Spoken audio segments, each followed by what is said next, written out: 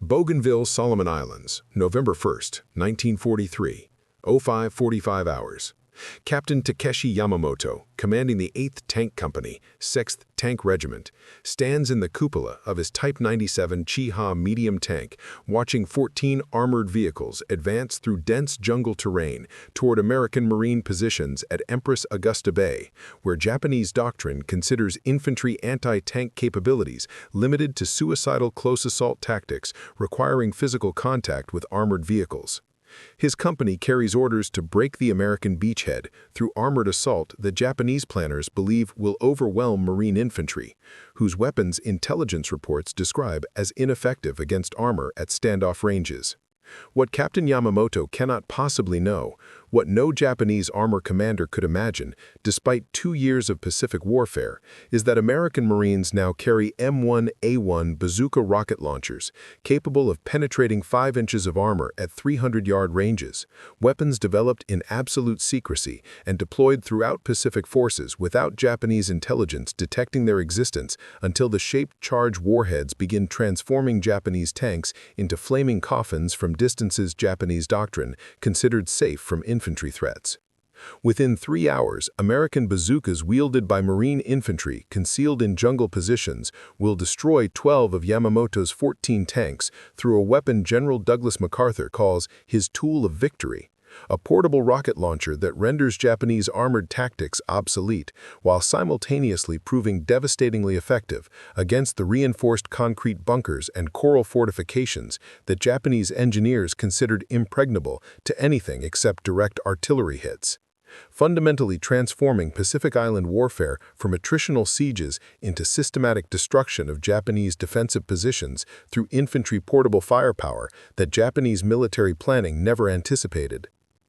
Before we jump back in, tell us where you're tuning in from, and if this story touches you, make sure you're subscribed, because tomorrow I've saved something extra special for you. Intelligence assessments in Captain Yamamoto's briefing documents describe American Marine anti-tank capabilities through observations from Guadalcanal and New Georgia campaigns, suggesting limited effectiveness against Japanese armor beyond close-range magnetic mines and Molotov cocktails, requiring suicidal approach to within meters of armored vehicles. Japanese military intelligence, operating through isolated Pacific garrisons with minimal communication to Tokyo, accumulated combat reports indicating American infantry lacked portable weapons capable of engaging tanks at tactically useful ranges. These intelligence gaps reflect both American operational security surrounding bazooka development and Japanese isolation in Pacific Island garrisons, where communication limitations prevented systematic intelligence gathering about American weapons innovations. The M1 bazooka entered service with Marine forces during Tarawa operations in November 1943, yet Japanese commanders throughout the Pacific remained unaware of the weapon system despite multiple combat encounters that should have generated intelligence reports reaching higher headquarters. What Japanese tactical planners fundamentally misunderstand is that American weapons development has created infantry anti-tank capabilities through shaped charge technology that Japanese scientists understand theoretically but never anticipated in deployed American infantry weapons. The bazooka's M6A3 warhead generates armor penetration exceeding 127 millimeters, 5 inches, through the Monroe effect that focuses explosive energy into a superheated jet of metal capable of defeating any Japanese tank armor at combat ranges. Preparing and narrating this story took us a lot of time, so if you are enjoying it, like this video, it means a lot to us. Now back to the story. The mathematical reality hidden from Japanese armor doctrine is that the Type 97 Chiha's maximum armor thickness of 25 mm on turret front and 20 mm on hull sides provides virtually no protection against bazooka penetration that exceeds Japanese armor specifications by 500%. The Type 95 Hago light tank, with maximum armor of only 12 mm, becomes so vulnerable to bazooka fire that American Marines describe destroying them as easier than knocking out pillboxes. Japanese armored doctrine, developed through Chinese warfare experience against opponents lacking effective anti-tank weapons, assumes infantry anti-tank threats require close assault, where Japanese tank machine guns can suppress attackers before they achieve weapon employment. The concept of American infantry engaging Japanese tanks effectively at 300-yard ranges with portable weapons exists in Japanese tactical manuals only as theoretical concerns about future developments, not as operational reality that American engineers created and deployed throughout Pacific forces without Japanese intelligence detecting their existence. Japanese confidence in November 1943 rests on 2 years of Pacific warfare experience, where Japanese armored forces achieved tactical successes through aggressive employment against Allied forces, whose anti-tank capabilities proved inadequate during early Pacific campaigns. The Type 97 Chi-Ha represents Japanese armored engineering optimized for Pacific warfare conditions, with relatively light armor traded for mechanical reliability in tropical conditions, and infantry support weapons optimized for suppressing enemy infantry rather than engaging enemy armor.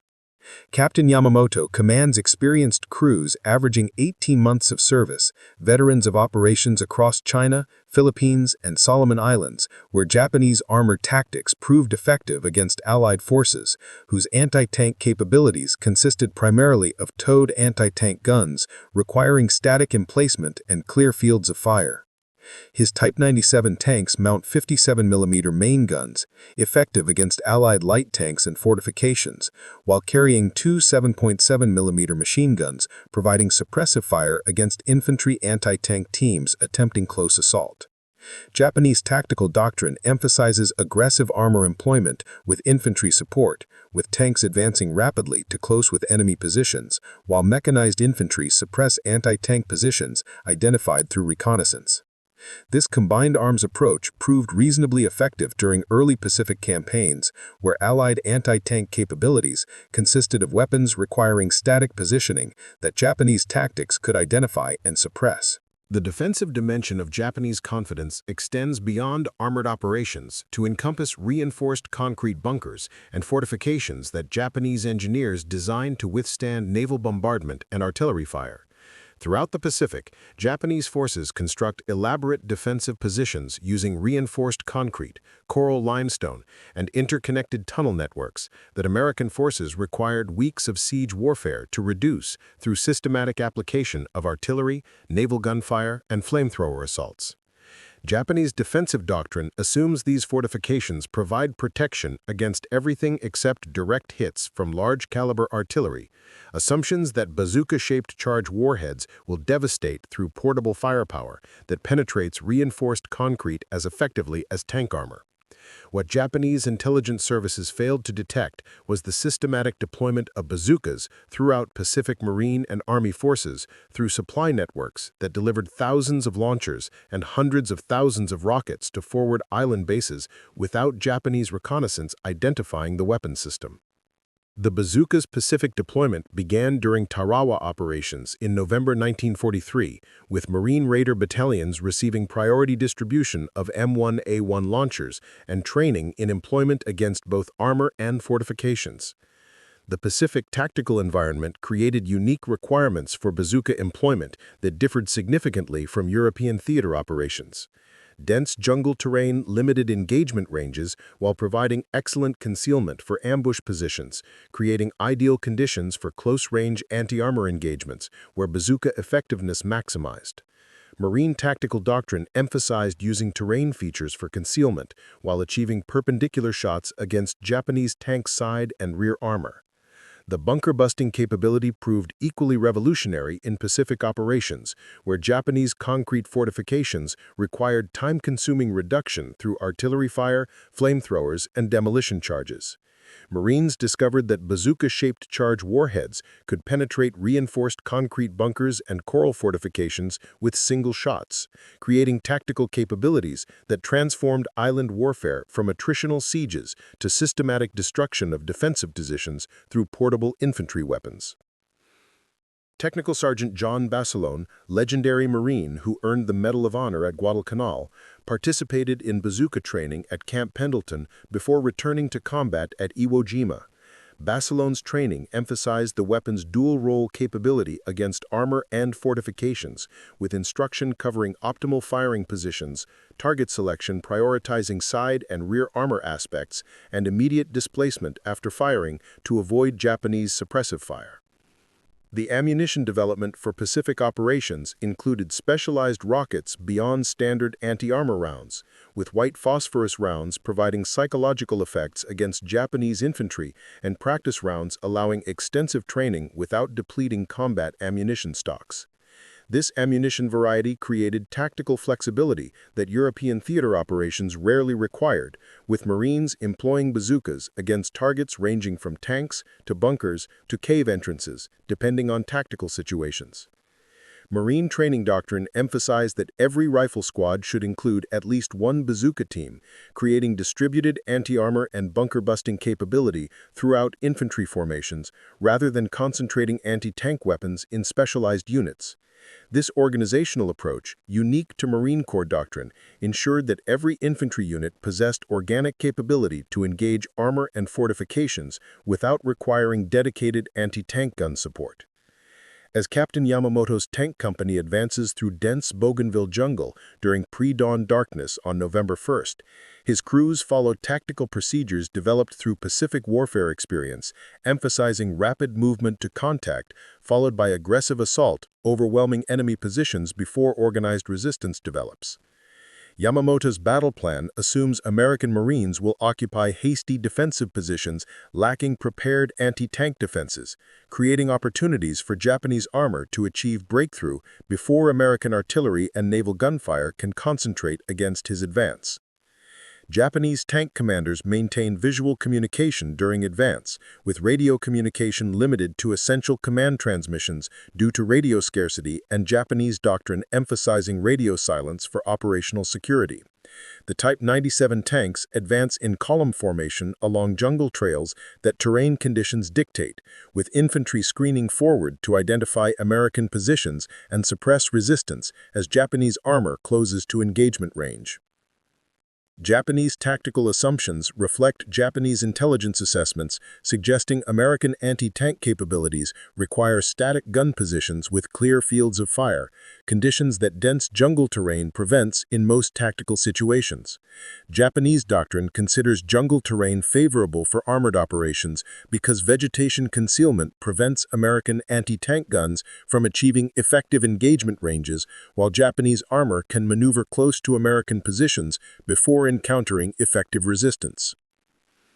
Meanwhile, 400 yards ahead in carefully selected positions offering concealment and clear fields of fire across likely Japanese approach routes, Gunnery Sergeant Mitchell Page coordinates 6 Marine bazooka teams deployed according to doctrine, emphasizing ambush tactics that exploit terrain features for concealment while achieving perpendicular shots against Japanese tank side and rear armor. Page, veteran of Guadalcanal fighting where Japanese armor proved vulnerable to close assault tactics, has positioned his teams to engage at 100-150-yard ranges that maximize bazooka effectiveness while maintaining sufficient standoff distance to prevent Japanese machine gun suppression that displace immediately after firing. Marine defensive preparation includes detailed reconnaissance, identifying Japanese approach routes constrained by terrain that channels armor movement into engagement zones where multiple bazooka teams can achieve coordinated fires. Each two-man bazooka team occupies positions, providing concealment within dense vegetation while offering clear shots across trails that Japanese tanks must traverse. Pre-positioned ammunition dumps ensure each team carries 8 rockets, sufficient for multiple engagement opportunities without requiring resupply under fire. The contrast in tactical preparation reflects fundamentally different assumptions about infantry anti-tank capabilities, with Japanese forces expecting to engage American infantry at close ranges where tank machine guns provide suppressive fire, while Marine forces plan ambushes exploiting portable weapons that engage Japanese armor from concealed positions at ranges where Japanese return fire cannot effectively suppress bazooka teams that displace immediately after firing. By 6:30 hours, Yamamoto's lead tanks approached the Marine defensive zone through jungle trails that vegetation forces into narrow corridors where lateral dispersion becomes impossible. Japanese confidence remains high as scouts report no evidence of American anti-tank gun positions or obstacles blocking the armored advance. The jungle terrain that limits observation also prevents Japanese reconnaissance from identifying Marine bazooka teams concealed in dense vegetation flanking the trails that Japanese armor must traverse. Captain Yamamoto orders his lead platoon forward to develop contact, 4 Type 97 tanks advancing in column with infantry following 50 meters behind to provide security against American close assault teams.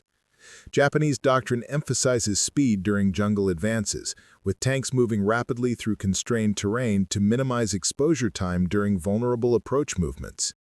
Gunnery Sergeant Page, observing Japanese tank movement through jungle undergrowth from concealed position 120 yards distant, coordinates with his bazooka teams through hand signals that maintain noise discipline while ensuring all teams achieve target acquisition before engagement. Marine tactical doctrine emphasizes patience during ambush operations, with teams remaining concealed until multiple targets enter engagement zone, allowing coordinated fires against several Japanese tanks simultaneously. The terrain advantage becomes apparent through Marine positioning that allows perpendicular shots against Japanese tank side armor as vehicles traverse trails, with vegetation concealment preventing Japanese crews from identifying Marine positions until after bazooka teams fire. Japanese tank commanders, focused on forward sectors where doctrine anticipates encountering American resistance, maintain limited situational awareness of flanking threats that jungle vegetation conceals until engagement ranges close to distances where reaction time becomes insufficient for effective countermeasures. Private First Class Robert Leckie, serving as assistant bazooka gunner in Page's lead team, prepares M6A3 rocket for loading while observing lead Japanese Type 97 approaching optimal engagement range. Leckie's training emphasized that Japanese tank side armor of 20 mm provides virtually no protection against bazooka penetration, with shaped charge warheads guaranteed to achieve catastrophic kills at ranges under 200 yards when properly aimed. At precisely 0647 hours, Gunnery Sergeant Page signals engagement, and 6 Marine bazooka teams simultaneously fire at Japanese armor from concealed positions flanking the trail. The distinctive whoosh of bazooka launches creates momentary confusion among Japanese crews who cannot immediately identify the sound or locate firing positions concealed within dense jungle vegetation. Corporal Joseph Foss's bazooka rocket strikes the lead Type 97's right side armor at perpendicular angle, the shaped charge warhead detonating against 20 mm armor that provides no meaningful resistance to penetration exceeding 127 mm capability. The copper liner collapses into hypersonic jet that punches through Japanese armor like paper. The superheated metal stream and explosive gases penetrate the fighting compartment, where they ignite ammunition and fuel with devastating effect. The Type 97 erupts in massive secondary explosion as internal ammunition detonates, the turret separating from hull and flying 15 feet through the air before crashing into jungle undergrowth. Japanese crew members have no opportunity for evacuation, with shaped charge penetration and immediate ammunition detonation killing all 5 crew members before they comprehend they're under attack from weapons their training never addressed. Captain Yamamoto, commanding from the 3rd tank in column, watches in shock as his lead and second vehicles simultaneously explode under attack from weapons he cannot identify or locate. Radio transmissions from surviving tanks report only confusion about attack method and firing positions, with crews unable to return effective fire against threats they cannot observe through jungle vegetation, providing perfect concealment for American bazooka teams. The 3rd, 4th, and 5th bazooka shots achieve similar catastrophic results, with shaped charge warheads penetrating thin Japanese armor to create internal fires and ammunition explosions that destroy 3 additional Type 97 tanks within 30 seconds of initial engagement. Japanese tankers attempting to identify American positions find themselves unable to observe muzzle flashes or smoke trails through dense jungle vegetation, while bazooka teams immediately displace to alternate positions after firing. Japanese infantry, trained to suppress close assault anti-tank teams through concentrated machine gun fire, cannot locate targets to engage as Marine bazooka teams operate from concealed positions at ranges exceeding effective Japanese infantry weapons. The tactical paradigm has shifted from Japanese armor dominating infantry to American infantry systematically destroying Japanese armor through weapons Japanese doctrine never anticipated and Japanese training provided no counters against. Within 15 minutes of initial contact, Yamamoto's tank company loses 9 Type 97 medium tanks to bazooka fire while inflicting 0 casualties on American forces whose concealment and standoff ranges prevent Japanese countermeasures from achieving any effectiveness.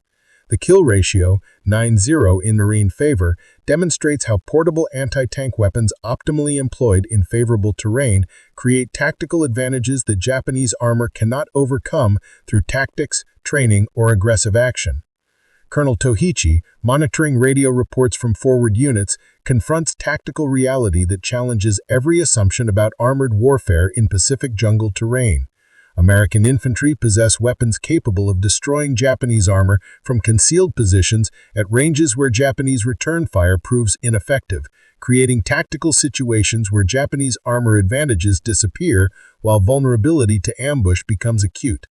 The remaining Japanese tanks attempt withdrawal, but narrow jungle trails prevent rapid maneuvering while forcing vehicles to traverse the same engagement zones where Marine bazooka teams maintain positions.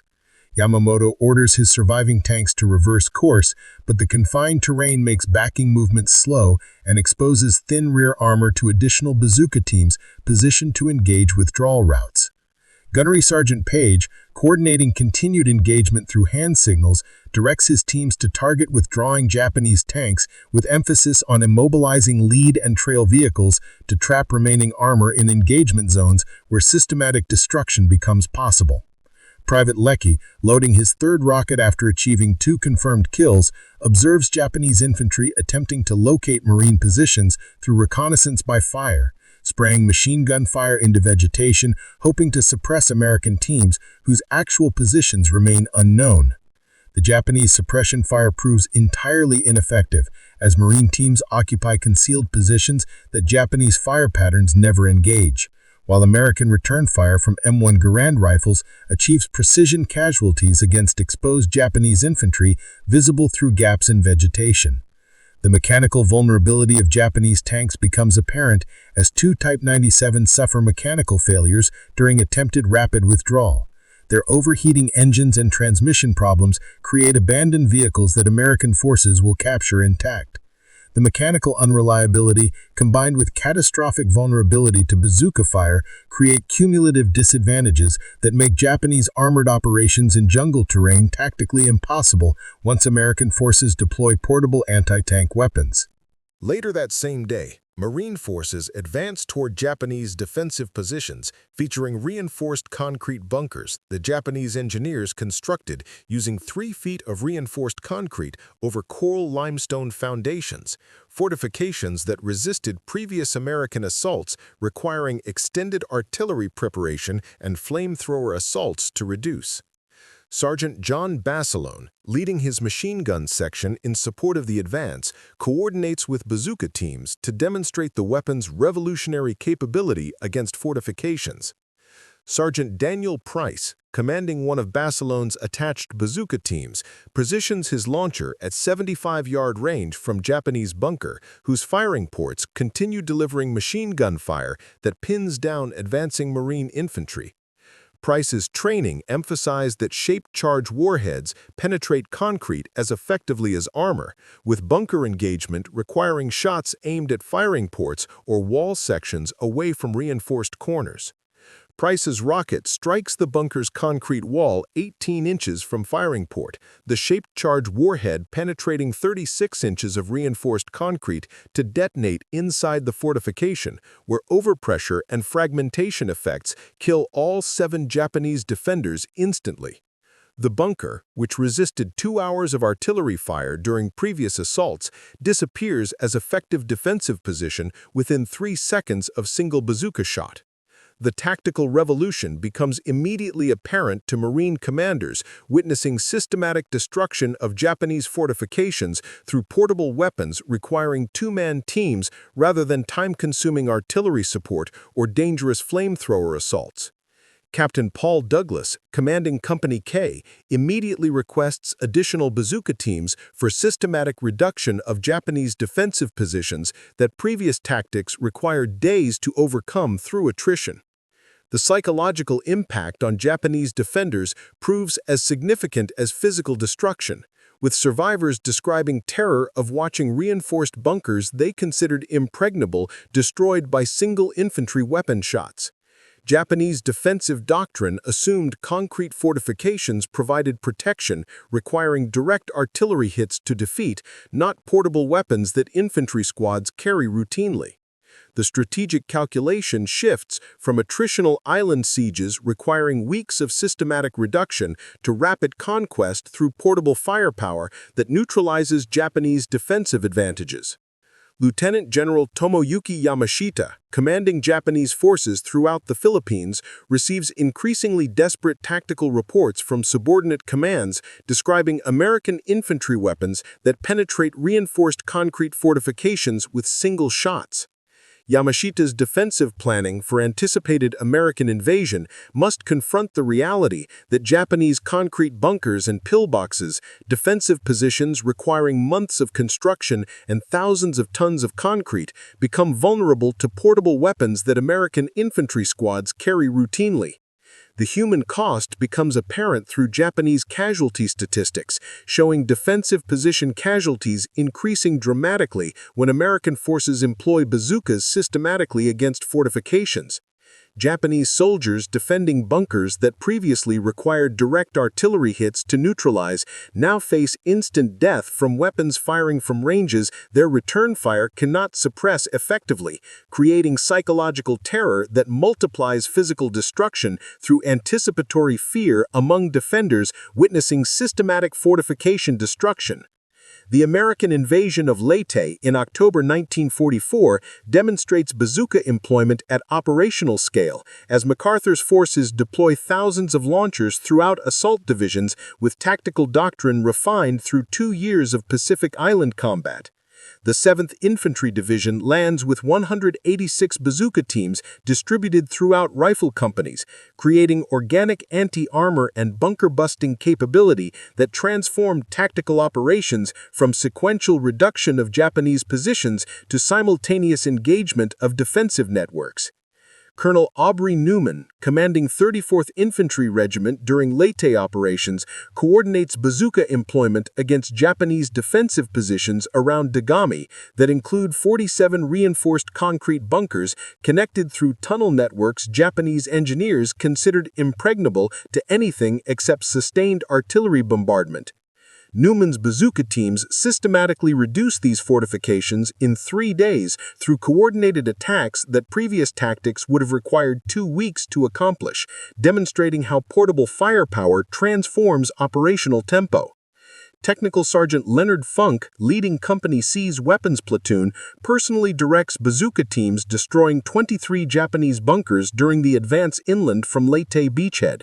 Funk's tactical methods emphasize using terrain features for concealment while achieving firing positions offering clear shots at bunker firing ports or wall sections where penetration creates maximum casualties among defenders. Japanese defenders witnessing American infantry destroying reinforced positions through portable weapons begin abandoning bunkers before American forces achieve firing positions, creating psychological advantages that multiply beyond physical destruction. Major Shigeichi Asaeda, commanding Japanese forces at Dagami, reports that American infantry rocket weapons create terror among defenders who recognize concrete protection provides no safety, leading to premature position abandonment that undermines defensive integrity.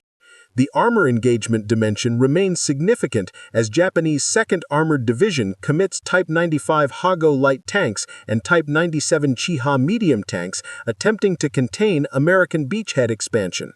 Staff Sergeant Charles Coolidge, commanding Bazooka Section with 36th Infantry Division, destroys 7 Japanese tanks during 3-day engagement near Jaro, demonstrating how distributed anti-armor capability throughout American infantry formations creates defense in depth that Japanese armor cannot penetrate. The mechanical and tactical coordination advantages that prove decisive in European theater operations manifest equally in Pacific fighting, with American forces maintaining operational readiness through superior logistics while Japanese forces suffer equipment shortages and coordination failures that accumulated disadvantages make insurmountable. Bazooka ammunition supply proves particularly abundant, with American logistics delivering thousands of rockets weekly to forward positions, while Japanese ammunition shortages forced defensive fire restrictions. The battles for Iwo Jima and Okinawa during early 1945 reveal additional bazooka capabilities as American forces confront Japanese defensive positions utilizing natural cave systems that conventional weapons cannot effectively engage. Marine and Army forces discover that bazooka rockets fired into cave entrances create overpressure effects and fragmentation casualties that flamethrowers and demolition charges cannot match for efficiency and crew safety. Corporal Herschel Williams, earning Medal of Honor for actions on Iwo Jima, coordinates with bazooka teams to suppress Japanese positions, firing from cave entrances, while his flamethrower team approaches for final clearance. Williams describes bazookas as essential weapons that allowed us to engage caves from standoff ranges where Japanese return fire couldn't reach us, creating suppression that made flamethrower work survivable rather than suicidal. The 1st Marine Division's operations on Okinawa demonstrate systematic cave reduction through bazooka employment, with rifle companies developing specialized tactics for engaging fortified cave positions that honeycomb the island's limestone ridges. Captain Joseph MacArthur, commanding Company K, 3rd Battalion, 1st Marines, establishes doctrine calling for initial bazooka fire into cave entrances to kill defenders and create psychological shock, followed by demolition teams sealing entrances with explosives, while survivors remain stunned from overpressure effects. Japanese defenders describe the psychological impact of bazooka fire into confined cave spaces as uniquely terrifying, with overpressure effects causing disorientation, bleeding from ears and noses, and temporary loss of combat effectiveness even when direct casualties remain minimal.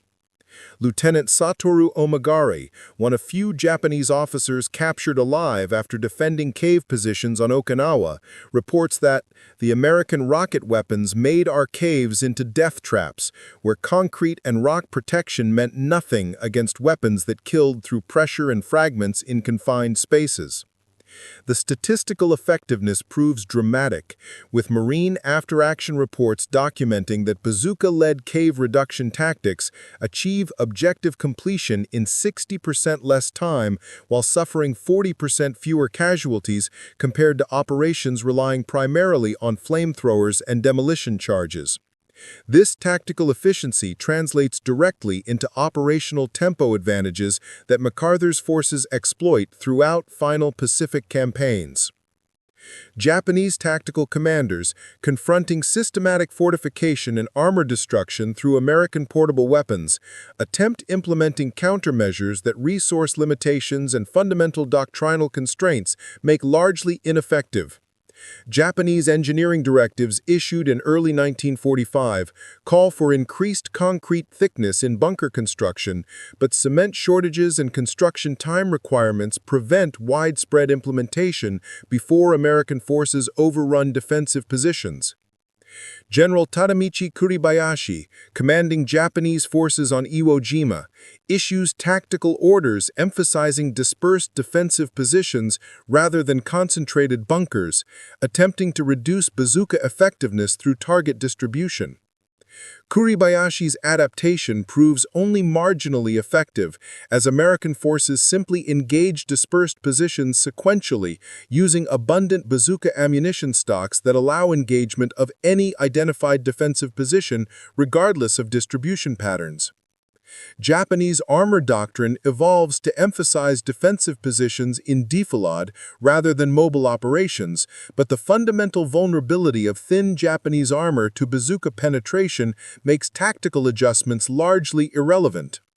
Type 97 tanks operating from static positions become easier targets for American bazooka teams who achieve perpendicular shots through patient approach and optimal position selection.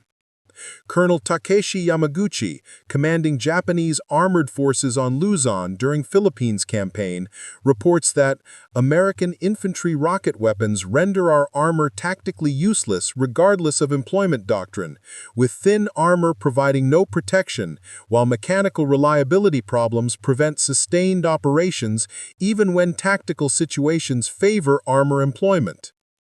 Yamaguchi's assessment captures Japanese recognition that technical and tactical disadvantages have become insurmountable through any doctrinal adaptation available to Japanese forces. The psychological dimension proves equally significant, as Japanese soldiers throughout Pacific garrisons describe demoralization caused by watching fortifications they spent months constructing destroyed in seconds by portable American weapons. This psychological defeat multiplies physical casualties through creating anticipatory terror that undermines defensive determination before American assault forces engage positions. American bazooka production demonstrates industrial capacity applied to weapons manufacturing with efficiency that Japanese industry cannot match. By war's end, American factories produced 476,638 launchers and 15,603,000 rockets, creating weapon and ammunition availability throughout Pacific forces, the tactical employment never limited by supply constraints. Forward supply dumps maintain 3-week stocks at battalion level, ensuring American forces never face ammunition restrictions limiting bazooka employment against identified targets. The logistics network supporting Pacific bazooka operations extends from American factories through trans-Pacific shipping to forward island bases where ammunition ships deliver thousands of rockets weekly to combat units. This logistics depth contrasts sharply with Japanese ammunition shortages that force fire restrictions even for rifle ammunition, creating systematic American advantages that transcend individual weapon capabilities through ensuring consistent availability. Sergeant William Harrell, serving as ammunition supply NCO with 1st Marine Division on Pelelu, manages bazooka rocket distribution, delivering 400 rounds weekly to rifle companies whose actual expenditure averages 250 rounds. This supply abundance allows American forces to engage any tactical target without ammunition conservation considerations, creating tactical freedom that Japanese forces cannot match through their restricted supply networks. The training integration proves equally systematic, as stateside training establishments incorporate bazooka instruction into standard infantry curricula, ensuring replacement personnel arrive at Pacific units with proficiency equivalent to experienced combat veterans. This training standardization creates consistent capabilities across all American units regardless of individual combat experience, a systematic advantage that Japanese training programs disrupted by resource shortages cannot duplicate. By spring 1945, cumulative bazooka effectiveness throughout Pacific operations has created strategic consequences extending beyond individual tactical engagements to encompass fundamental transformation of island warfare tempo and casualty ratios. American forces reduced Japanese defensive positions systematically through portable firepower that previous tactics required weeks of artillery preparation and frontal assaults to overcome, creating operational tempo advantages that MacArthur exploits through accelerated island-hopping campaigns.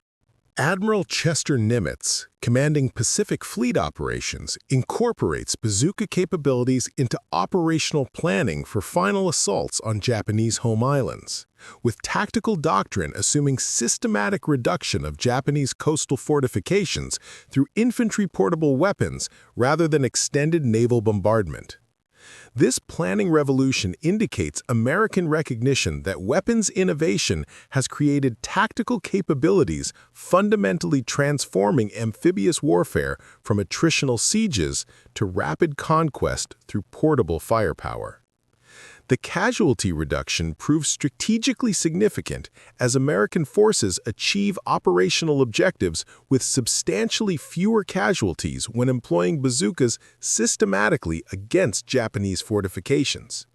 Statistical analyses indicate that bazooka employment reduces American casualties by 35 to 40% during fortified position reduction compared to operations relying primarily on artillery and flamethrowers, creating humanitarian advantages that multiply strategic benefits through maintaining combat unit strength. Japanese strategic planning for homeland defense must confront the mathematical reality that American portable anti-fortification capabilities render Japanese defensive investments in concrete bunkers and coastal fortifications tactically obsolete. The millions of man-hours and thousands of tons of concrete invested in defensive construction provide no protection against shape-charge weapons that American infantry squads carry routinely, creating strategic despair among Japanese planners recognizing their defensive preparations cannot delay American conquest. The bazooka's Pacific success establishes tactical principles influencing post-war infantry weapons development globally, demonstrating that portable anti-armor and anti-fortification capabilities constitute essential infantry requirements for modern warfare. Soviet RPG programs, British PAIT developments, and eventual wire-guided missile systems all trace conceptual origins to shape-charge infantry weapons that Pacific combat proved essential for combined arms operations. MacArthur's characterization of the bazooka as his tool of victory captures American recognition that weapons innovation creating tactical capabilities through scientific application proves as strategically significant as numerical superiority or industrial capacity. The shape-charge technology enabling bazooka penetration becomes foundational for post-war anti-tank weapons development, with Monroe effect principles remaining central to contemporary anti-armor warhead design. Technical Sergeant Bazalone, killed in action at Iwo Jima in February 1945, represents the combat leaders whose tactical employment of bazookas demonstrated weapon capabilities exceeding design specifications through innovative employment against diverse targets. Bazalone's legacy influences Marine Corps infantry doctrine, emphasizing weapons versatility and tactical flexibility over specialized single-purpose employment. The Japanese military, analyzing defeat circumstances during post-war assessments, consistently identifies American portable anti-fortification capabilities as significant factors undermining Japanese defensive strategy throughout Pacific campaigns. Former Lieutenant General Yoshijiro Umezu acknowledges that American infantry rocket weapons rendered our defensive fortifications ineffective, forcing us to abandon concrete protection that represented years of construction effort because portable weapons destroyed positions in seconds. The statistical achievements, 47,000-plus Japanese fortifications destroyed, 800-plus Japanese tanks eliminated, represent human experiences of soldiers who employed revolutionary weapons, transforming their tactical capabilities and survival prospects. American infantrymen who fought with bazookas remember the weapon as equalizer that transformed their infantry squads from vulnerable assault forces into tank-killing, bunker-busting units whose capabilities exceeded specialized weapons teams. Marine Private Russell Davis, reflecting on his Peleliu experiences employing bazookas against Japanese cave positions, describes the weapon as the difference between dying trying to get close enough to throw grenades into caves and standing back 100 yards and blowing the cave entrance apart with one shot. It saved thousands of American lives by letting us destroy Japanese positions without having to die getting to them. Japanese survivors describe different psychological experiences characterized by helplessness, watching fortifications they considered impregnable, destroyed by weapons their training never addressed and their doctrine provided no counters against. Former Sergeant Yoshio Kodama describes defending Okinawa positions knowing that concrete walls 3 feet thick meant nothing against American rockets that punched through like we weren't even there. We just waited to die because hiding meant nothing. the legacy extends beyond immediate participants to influence contemporary infantry doctrine, where portable anti-armor and anti-fortification capabilities remain fundamental requirements. Modern infantry squads worldwide carried descendants of the Bazooka, RPGs, AT-4s, Javelins, reflecting recognition that Pacific combat established infantry need for organic firepower engaging fortified positions and armored vehicles without requiring specialized support. The Bazooka's Pacific success ultimately demonstrates how weapons innovation creating tactical capabilities through scientific application can prove strategically decisive when systematically employed by properly trained forces. MacArthur's tool of victory proved not merely superior weapon, but systematic capability that transformed infantry tactical options, reduced casualty requirements, and accelerated operational tempo through portable firepower that Japanese defensive doctrine could not counter and Japanese weapons development could not match.